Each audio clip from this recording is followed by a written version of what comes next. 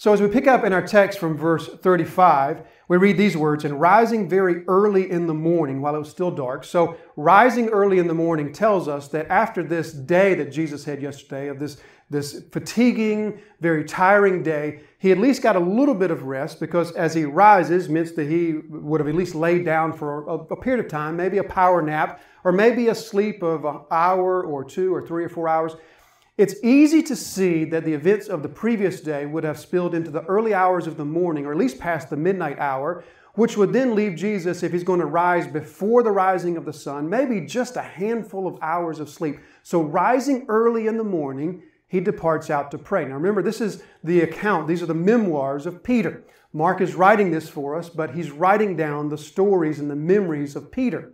And so Peter, himself being a fisherman, would have been someone who was accustomed to rising early and before the rising of the sun. So perhaps Peter was somewhat awake. Perhaps he was awake enough to hear Jesus get up and leave out, or perhaps not. Perhaps he, as well as the others, just sort of woke up and saw that Jesus was gone, and then knew that he had left prior to the rising of the sun. But in either case, Jesus rises, Mark says, very early in the morning, while it was still dark, and he departed and went out to a desolate place. So here, Mark has now used the same word 5 times. The word here translated desolate place is the same word that we saw earlier translated as wilderness.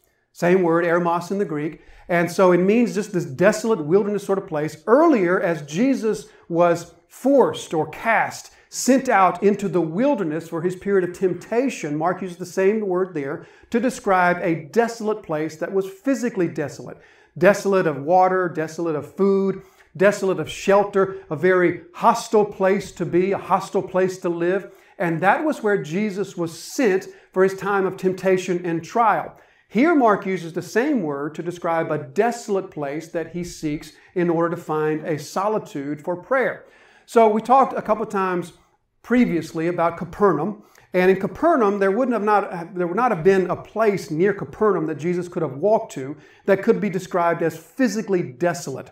So what Mark means here is not desolate in the sense of treeless and waterless and foodless and shelterless, but I think what he means here is desolate in the sense of desolate of people, void of people, absent of people, a desolate place.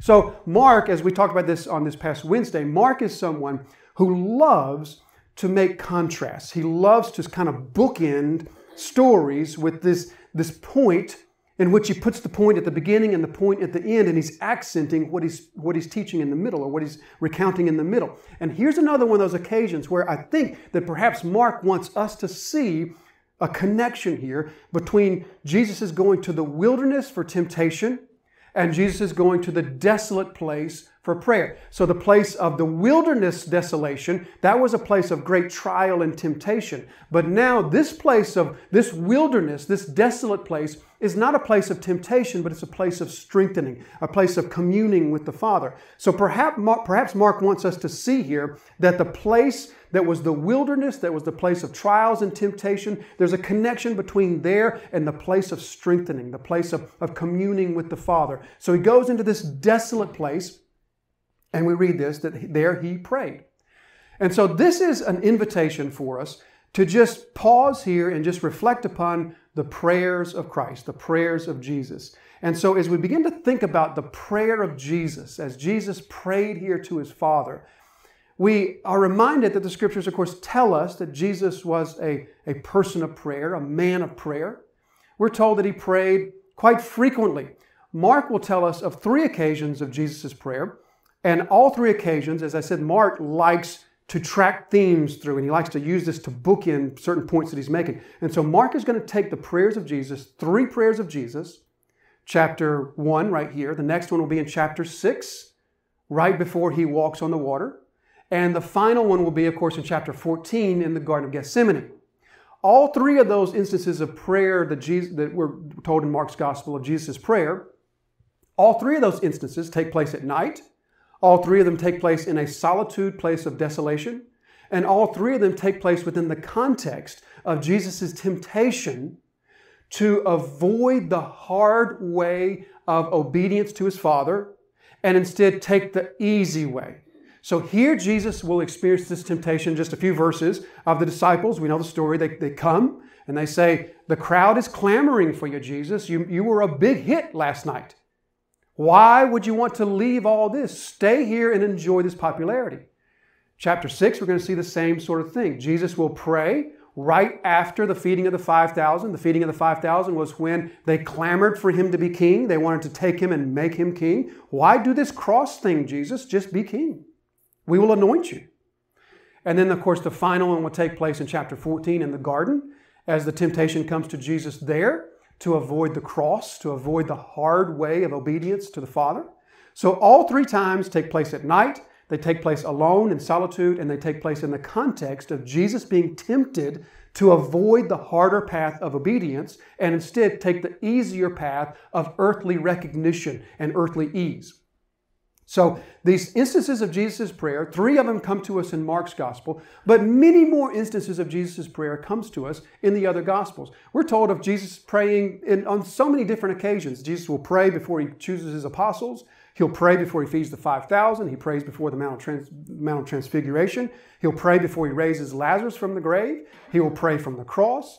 He will teach his disciples to pray. In fact, the only thing Jesus' disciples ever asked him to teach them was how to pray. Nothing else is recorded in the Gospels that the disciples came to Jesus and said, teach us how to forgive or teach us how to preach. Instead, the only thing they asked Jesus to teach them was how to pray.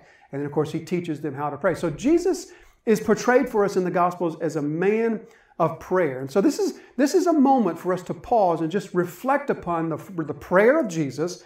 And in 2 ways, let's think about the prayer of Jesus as regards his prayer, but then we'll also think about the prayer of Jesus as it relates to us, as it relates to our prayers.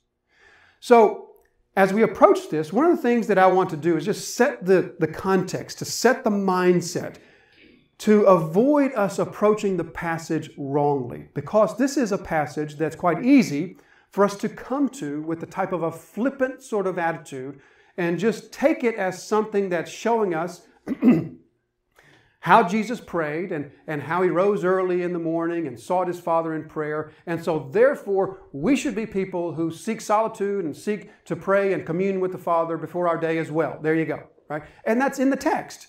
That's in the text. But that is not the main point of the text. The main point of the text is not to show you how you are to pray. The main point of the text is to present us with a stunning picture, an astounding picture of something that we only see in the Gospels just a handful of times. Because what we're shown in this passage is nothing less than the Son of God talking to God the Father.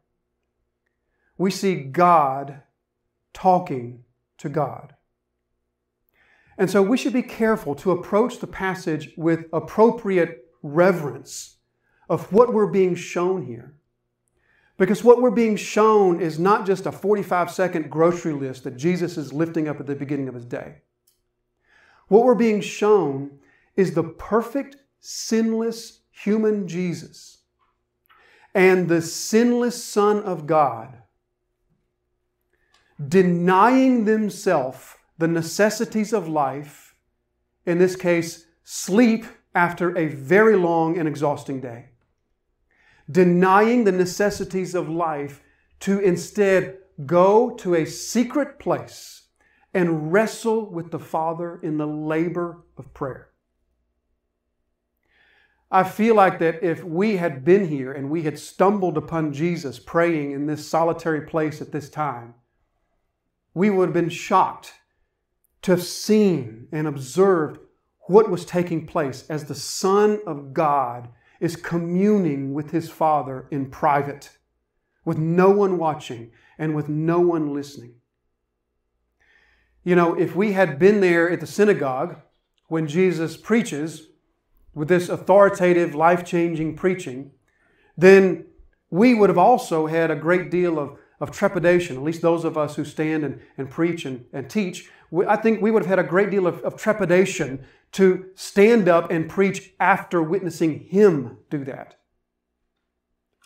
And I think to the same degree, had we been here and seen the Son of God in private with His Father, and we heard from His lips that word, Father, a word that we use, quite frankly, we're right to use that in prayer, but quite frankly, we use it in prayer so often without really thinking that the Maker of heaven and earth is pleased to be called our Father. If we had heard that word from His lips, Father, we would have been something like the seraphim in Isaiah's vision who covered their face with their wings because they cannot bear to look upon this. The shame, the embarrassment of our prayerlessness, of our littleness of prayer in the face of the Son of God in private with His Father would have been startling for us, I think. And so this is a scene that's portrayed for us as something that, above all else, we should come away from this scene being just stunned at this man Jesus, this perfect, sinless man Jesus, and the Son of God, who would deny themselves the physical necessities of life in order to go and to commune with their Father. So we're told that He departed and went out to a desolate place, and there He prayed. So that invites us to once again just ask the question, well, what was His prayer like? What was the substance of His prayer? What did He say to His Father? What were His words? What was the content of His prayer? We're not told. There are other places in the Gospels in which we are told the content, something of the content of Jesus' prayers. We're not told that here, but we're told elsewhere that Jesus, for example, in the prayer in the garden, He's going to ask the Father to allow Him to not have to drink this cup of His wrath. In John chapter 17, we have a whole chapter of Jesus' words to the Father in which He prays that long extended prayer for His children, for His people, that they would three things. First of all, be unified, be one as they are one. Secondly, that they would be sanctified. Sanctify them, Father, in your word, for your word is truth. And thirdly, that they would be protected against the evil one. I do not pray that you take them out of the world, but that you leave them in the world, but you protect them from the evil one. So we know something of the substance of Jesus' prayers elsewhere. We're not told the substance here. But we can speculate as to what some of the things might have been that Jesus would have spoken to His Father. And I think the place to begin would be to recognize what Jesus would not have said. Something that would have been conspicuously absent from the prayers of Jesus, something that is very much present, or at least should be very much present in our prayers to a great degree, and that would be the confession of sin. The confession of sin should take up a great deal of your time in your personal prayer. Yet the confession of sin would be completely absent in Jesus' prayer. There would be no, Father, forgive me for the impatience that I showed yesterday with Peter. Father, forgive me for the poor attitude that I had after the third hour of healing. Father, forgive me for my selfishness. Father, forgive me for the... There would have been none of that. Because the sinless Son of God, 1 John chapter 3, verse 5, He is without sin. There is no sin in Him. He would have no need for confession of sin. Also, He would have no need to plead the Father's help, to plead the Spirit's help, to empower Him to overcome His sin nature, as you and I do. Our prayers should also contain a great deal of pleading with the Father in great earnestness that He would give us the power, that He would anoint us, that He would equip us with the power of the Spirit that we might overcome our sinful nature. But there would be none of this from Jesus' lips. Jesus would not ask the Father, Father, help me tomorrow to be patient once again with these disciples. Help me tomorrow to have a better attitude. Help me tomorrow to not be so short-sighted. None of that. But what would have been contained in Jesus' prayers? What things would He have lifted up? And again, speculation here, but certainly it's right to consider that perhaps Jesus would have asked the Father something of some marching orders for the next day. Something of Father. I kind of have in mind here that my time here is done. I sort of feel like that the healing that I did last night has gotten them all starry-eyed and just fixated upon the power of the miracles. And I kind of feel like that they're no longer hearing what I say. So I sort of feel like my time here is done, that I might need to move on. What do you think, Father? I want to know your mind on this, Father. Should I move on? And if I should, where should I go? Should I go north? Should I go west? Should I go to Bethsaida? Should I go to Chorazin? Where should I go, Father? Certainly the Father had a plan for Jesus each day. We know of instances in which Jesus had these encounters with people. In fact, every encounter Jesus had with people was planned. The woman at the well, Zacchaeus, we could go on.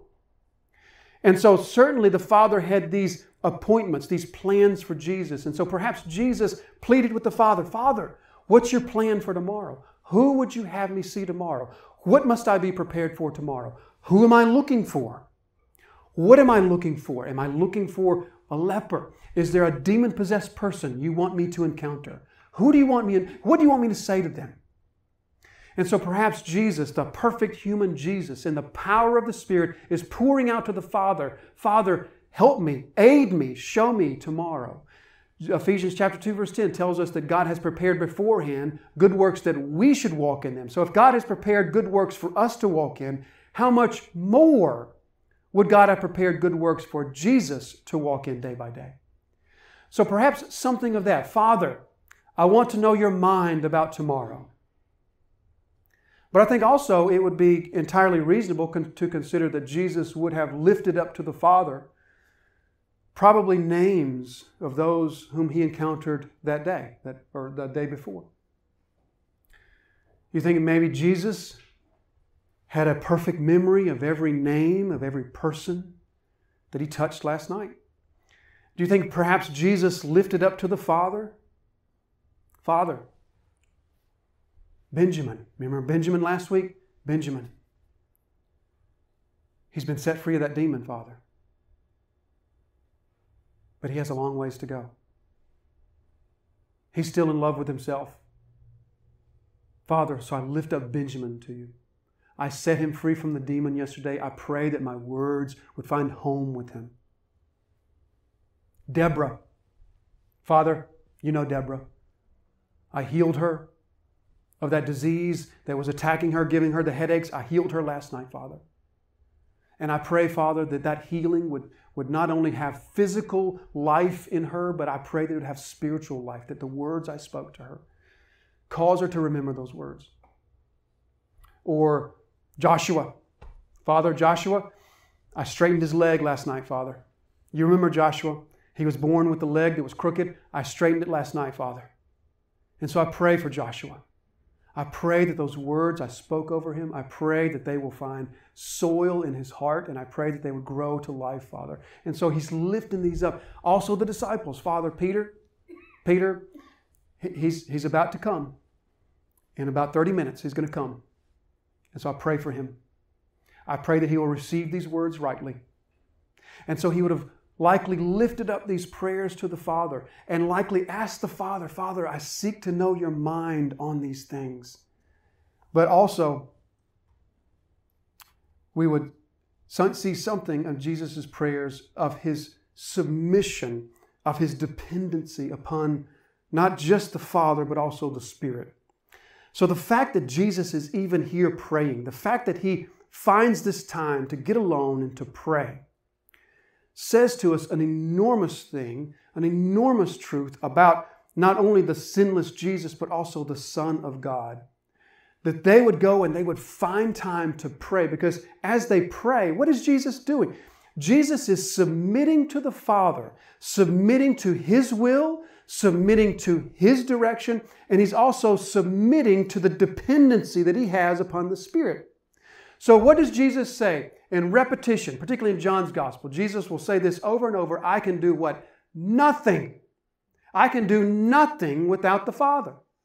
Or as we read in John chapter 5, verse 30, I do nothing on my own. I seek not my own will, but the will of him who sent me. Or chapter 8, verse 39, for I always do the things that are pleasing to the Father. Or John chapter 12 and verse 49 and 50, for I have not spoken on my own authority, but the Father who has sent me has himself given me a commandment, what to say and what to speak. What I say, therefore, I say as the Father has told me. So Jesus says, I don't do these things of my own will. I'm not going around doing what I want to do. I do the Father's will. I've submitted to the Father's will. So he's expressing a submission to the Father's will, but he's also expressing a dependency upon the Spirit. Luke chapter 4, Jesus goes into the synagogue and he says, the Spirit has anointed me. The Holy Spirit has anointed me to proclaim the good news. So as we've said before, everything that Jesus will do, he will do in the power of the Spirit that has anointed him. That's what he says. He will do the miracles. He will do the teaching. All these things will be done in the power of the Spirit that anoints him. And so therefore, Jesus is expressing not only submission to the Father, he's expressing dependency upon the Spirit. He is expressing his dependency upon the Spirit, which is really what prayer is. Prayer is a putting a voice to our dependency. It's saying to God, this is how much I depend upon you. I depend upon you. I need you to such a degree that this is what I do. I come to you in prayer. Look at the words of Albert Martin in your notes. Prayer is dependence and faith vocalized. Did you catch that? Prayer is dependence and faith vocalized. Prayer is dependence upon God and faith that he will hear and answer. Prayer is putting voice to that. Prayer is dependency and faith vocalized. And this is what Jesus is doing. He's coming in prayer to express his faith and his dependency upon the Spirit. In the power of the Son of God, Jesus could have gone around doing what he wanted to do. Nevertheless, he submitted to the will of the Father. As he says in his own words, I do nothing but his will. And he submitted to the empowerment of the Spirit. It is by the anointing of the Spirit, Jesus says, that I do these things. And so in prayer, he's expressing his dependency upon. Do you know one of the things that we can be really good at is, as believers, we can be really good at saying just how much we depend upon Jesus, how much we need Jesus.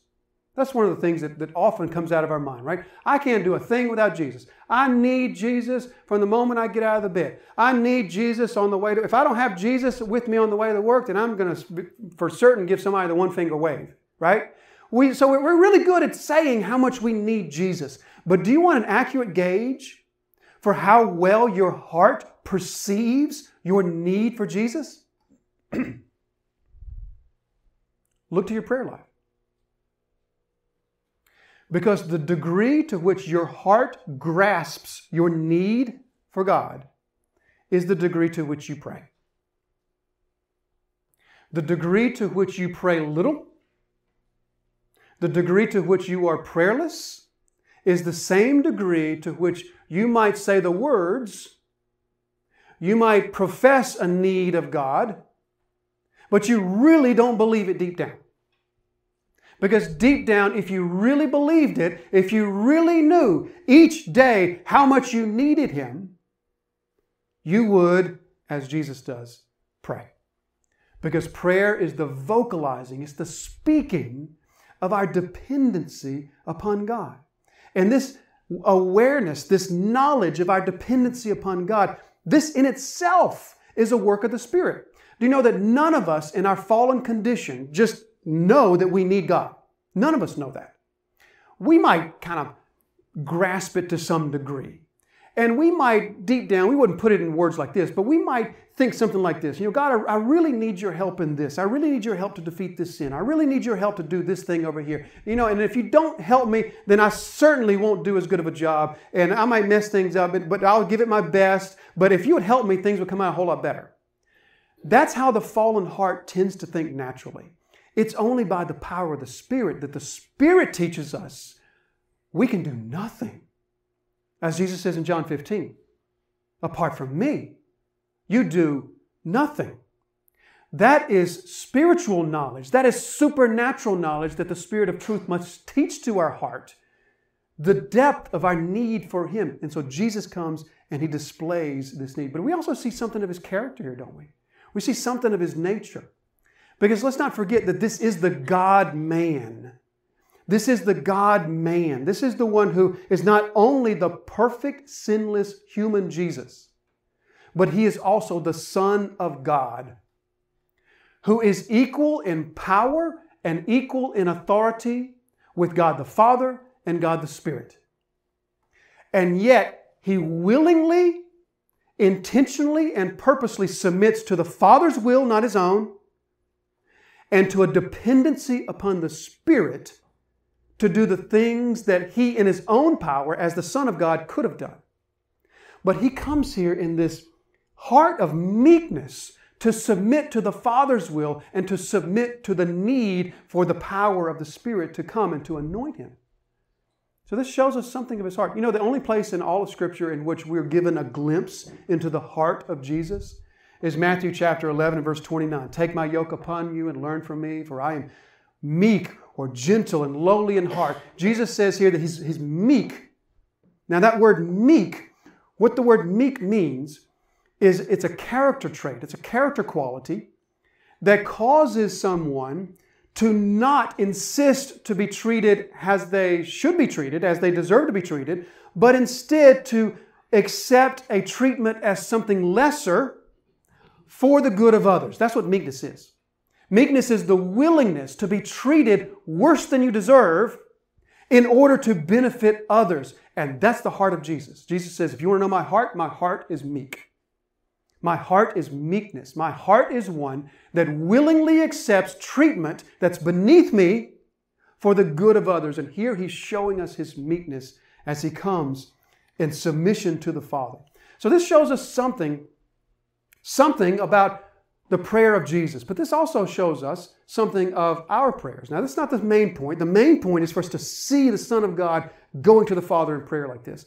But also, in addition to this, we can also learn something of our own prayers. Because Jesus, of course, is given to us as an example. Peter tells us the very thing. In 1 Peter chapter 2 and verse 21, Christ also suffered for you, leaving you an example that you might follow in his steps. Now, the context of what Peter says is the context of suffering. Christ suffered so that you have an example in suffering. But the same thing applies to all of the Christian life. Christ is our example in all of the Christian disciplines. He is our example in forgiveness. He's our example in loving others. And, of course, he's our example in prayer that's given to us for us to see and to observe and to follow. So we learn something about how our prayer life should reflect Jesus' prayer life here. So we see here once again, verse 35, while it was still dark, very early in the morning, he departed and went out to a desolate place, and there he prayed. So what we see is Jesus intentionally, once again, denying himself a physical need in order to find a place of solitude, a place of secret, so that he may engage with the Father without distraction. Now, the Scriptures teach us that our communion with God, our fellowship, our conversation, if you will, with God, should be of multiple different natures. We should have a spirit of prayer, an attitude of prayer, that the Scriptures tell us should be an attitude that's pervasive throughout our whole day and throughout our week, right? Paul says to the Thessalonians to pray without ceasing, or he says to the Ephesians in chapter 6, verse 18, praying at all times in the Spirit. So we should have this attitude of conversationality with God. We should have this spirit that as we go about the events of our day, our heart should be quick to pray. God, help me in this. God, show me, tell me what I need to do. God, give me the ability to be patient right here, right? That we should have that spirit of prayerfulness. But that does not give us the full summary of our prayer life. In addition to an attitude of conversation with the Father, we should also seek times of solitude and secret to commune with the Father. So think about your prayer life like a conversation between you and a spouse. And just think of what a healthy conversational life between you and a spouse would look like. That conversational life would certainly include small bits and pieces of information throughout the day that are not particularly profound or deep, right? You might speak with your spouse about, well, who's going to the store on the way home and who's going to do this and we need to put some laundry in. These sort of mundane things of life. That's part of a healthy conversation. But if that's your entire conversation between you and your spouse, then that's not a very healthy conversational life. But the flip side of that is, let's say, for example, that you and your spouse don't speak to each other except every fourth day, in which you go and you get alone and you just have an hour and a half deep conversation, and then you don't speak again for another 4 days. That's not any healthier. The healthy conversation needs both, right? It needs the moment by moment, the day by day sort of interaction, but it also needs those times of deeper connection.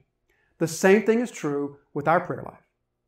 Our prayer life needs those moment by moment types of interactions, but it also needs those times of seclusion and solitude and focus and intentionality, free from distractions. Here's what Jesus says in Matthew chapter 6, verse 6. When you pray, go into your room and shut the door and pray to your Father who is in secret.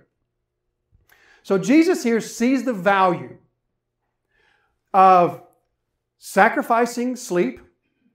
You know, sleep is certainly pleasant, but not only pleasant, it's a necessity. Jesus had a long, exhausting day yesterday.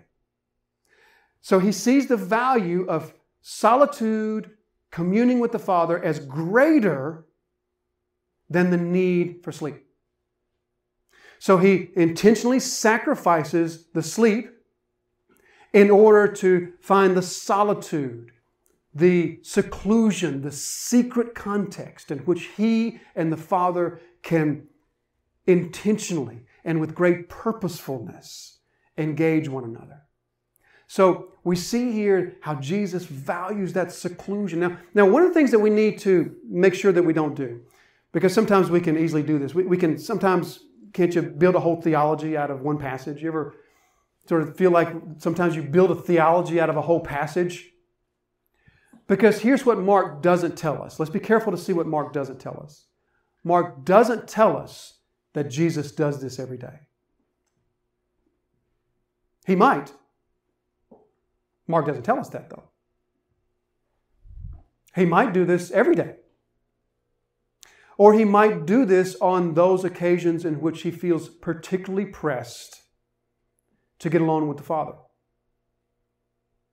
But for us to say, and we've all heard this said, see how Jesus got up before the sun to go and commune with the Father? So that's what we must do every day. Not that that's a bad thing. But that's saying something the passage doesn't say. Kind of like you ever heard somebody say, you should take a nap every day because you should be like Jesus because Jesus took naps. That's building a theology out of one instance, right? I'm all for taking naps, but Jesus, we're not told that he took a nap every day. In the same way, we're not told specifically that this is what he did every day. So here's what I'm getting at. When we come to the topic of our prayer, the topic of our prayer is kind of like this great big sledgehammer. That's really easy from up this vantage point up here to take that big sledgehammer and just sort of pound you. Because you know what? I have yet to meet the follower of Christ who would honestly and truly say to me, you know what, that prayer thing, got it. I've moved on to other things. I'm working on other things because I have got that prayer thing down. I'm totally pleased with the content of my prayers. I'm totally pleased with the regularity of my prayers. And I'm totally pleased with the earnestness of my prayers. I've yet to meet that person. And so my guess is that person's not here in the room. And so one of the easiest things to do is to look to the prayers of Jesus and say, see how far short you're falling? Now, that is part of it. We are to see Jesus, and we are to also look to ourselves and see that we fall short. But that's something that has to be approached with caution. Because none of us are there. None of us are there with a prayer life that is anything like Jesus' prayer life. Instead, what we're shown here is the Son of God wrestling with his Father in this secluded time, this secluded time. So here's what we're to really take away from the passage is this. That seclusion with the Father, just like Jesus, is to be something that we value, is to be something that we prize. That might mean that like Jesus, you need to get up 2 hours before the sun, and it might mean that you need to do that every day. It might mean something else. But it means at least this. It means nothing less than you must value that solitary time with the Father, just like Jesus. You must see in that a value that's worthy of sacrificing other things in your life in order to have that. You must see in your life that, the only time I could find would be at 3 a.m. So be it. It's worth it to have that time with the Father. That might be where you are. But the place to start for all of us is to say, we need to absolutely see what Jesus saw, the value in solitary time with the Father. That time with the Father in which there were no interruptions, but we're going to see in just a minute He's going to be interrupted, but He's seeking that time of interruption freeness. One of the most helpful things that you can do for your time of solitude with the Father is take that little black rectangular thing and get it far from you. Put it on silent, turn it off, put it in another room, get it away from you. Because the whole idea is to get to a place where no one's seeing. You can't be seen, you're in secret, and you don't have to worry about people looking at you. You don't have to worry about somebody texting you. You don't have to worry about somebody interrupting you. Instead, it's you and the Father. And in secret, just like Jesus is in secret, that's where this business with the Father is done. So we see that He went there and He prayed. And then in verse 36, He said to them, verse 36, and Simon and those who were with Him searched for Him. And they found Him and said to Him, everyone is looking for you. So one of the things that we see here is, just for lack of a better word, I put it as the interruptable-ness of Jesus. The interruptable-ness of Jesus. Now I know that interruptable-ness is not a word, but I couldn't really think of a better one. Accessibility, but that didn't really get it. Interruptible-ness. Jesus was supremely interruptible. He was supremely approachable.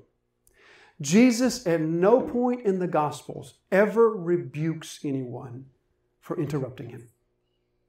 He never rebukes anyone for coming. Now, imagine where Jesus is right now.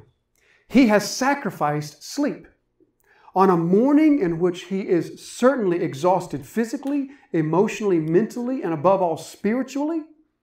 And He has sacrificed sleep in order to get alone with the Father. And then here comes Peter and the others. There He is. Jesus, what are you doing way out here? We've been looking for you. And there's Jesus. Approachable Jesus. Available Jesus. Interruptible Jesus.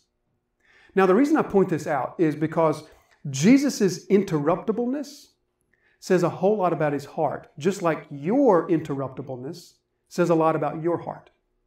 It's really a wonderful window into the workings of your heart, because your interruptibleness says to you something very powerful about how you value other people.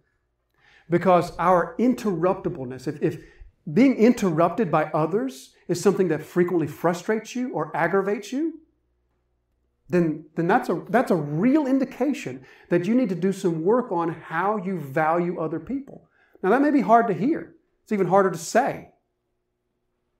But it's true.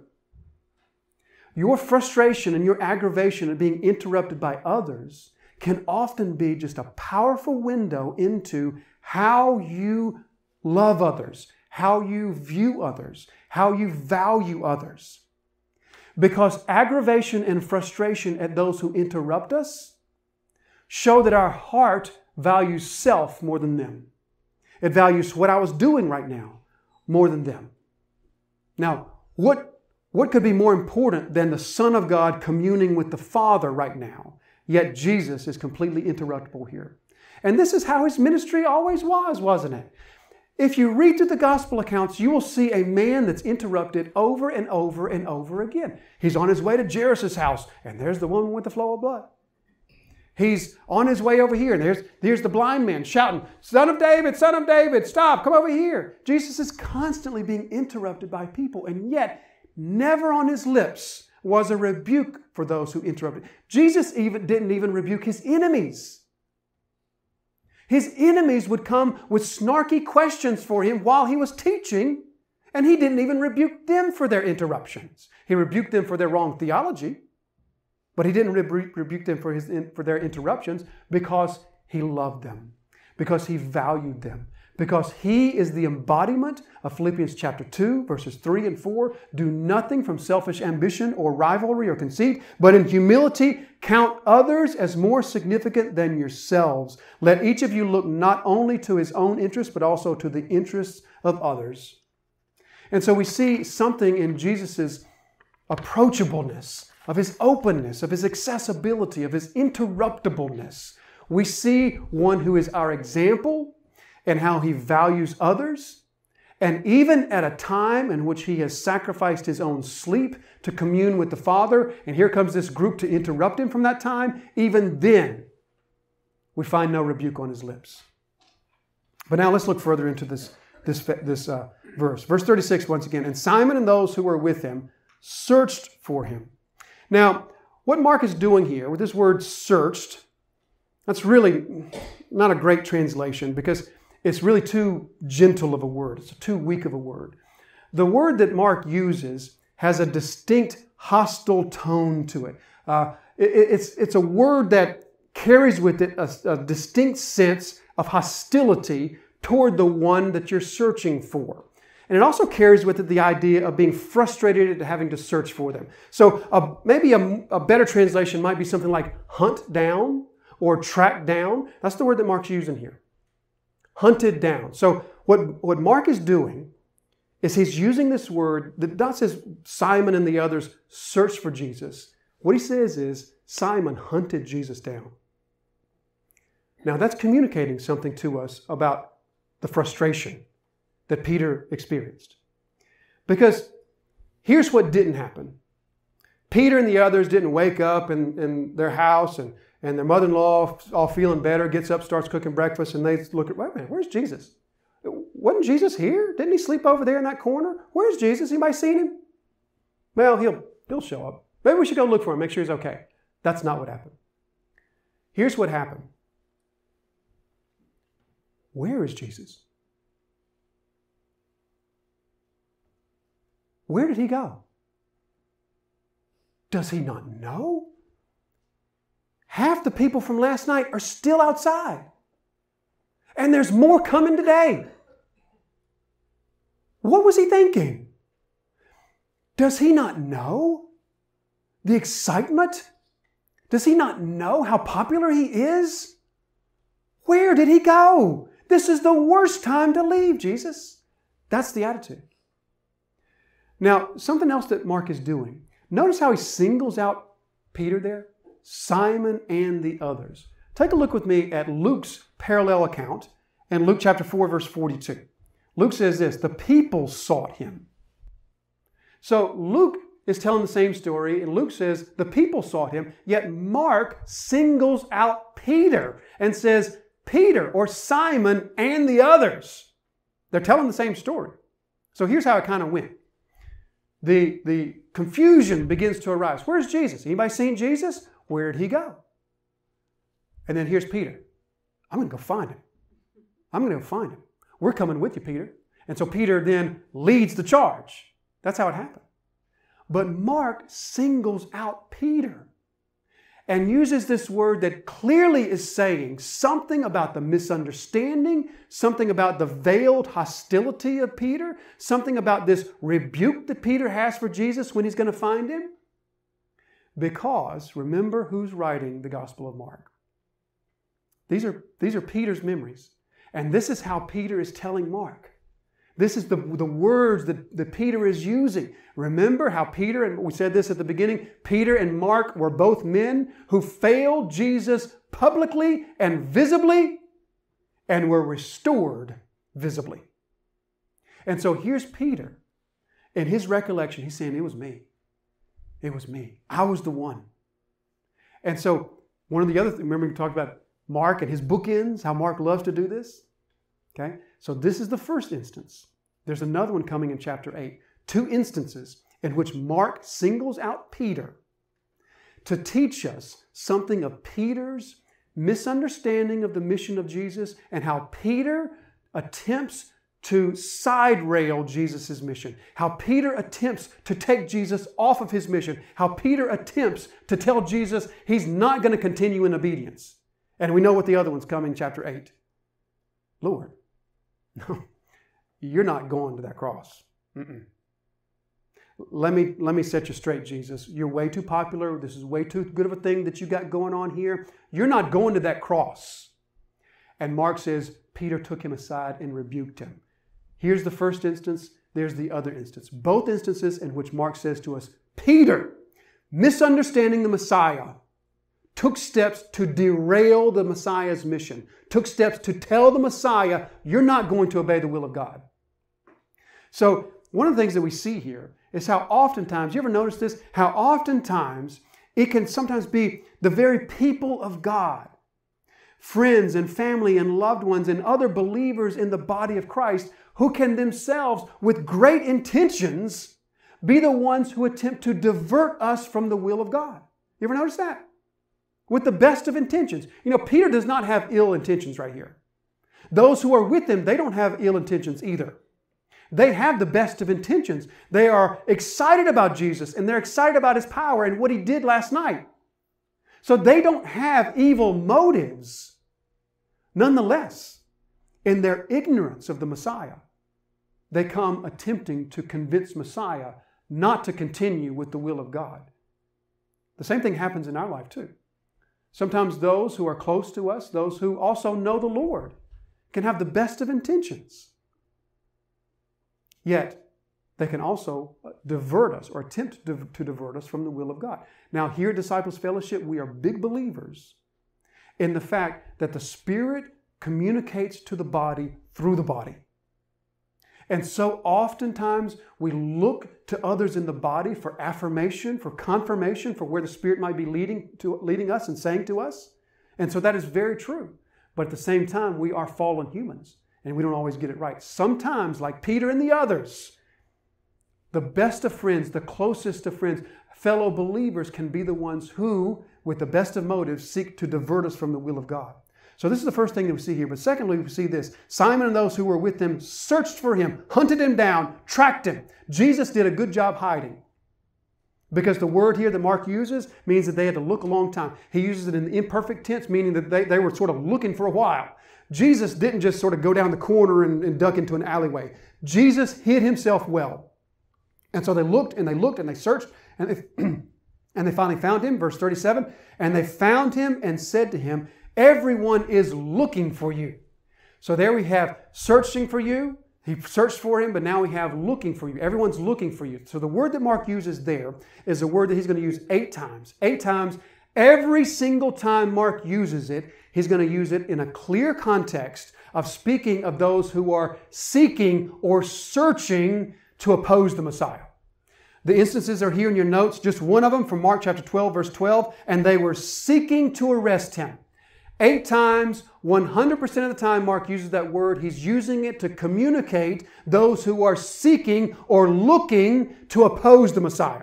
So here we see Mark is already teaching us this theme that he has, that the disciples were not a help to Jesus. They were a hindrance. The disciples hear Jesus' call in chapter 1.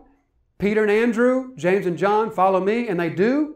And that is the one and only instance in all of Mark's gospel in which the disciples are portrayed completely positively. From this point on, the disciples are a hindrance to Jesus. You know, there is a popular TV show about the life of Jesus right now that's portraying the disciples and Jesus' gathering of the disciples as collecting around him helpers to help him. That's not how the Gospels portray it. Jesus didn't collect the disciples around him to be his helpers. They were more of a hindrance than a help, as is Peter here, as are the crowds. The crowds are a hindrance to Jesus. The crowds are an obstacle that he must overcome. Everyone is looking for you, Jesus. Don't you know? You couldn't be more popular, Jesus. What are you doing out here? There's still more people to heal. Word is spread even further.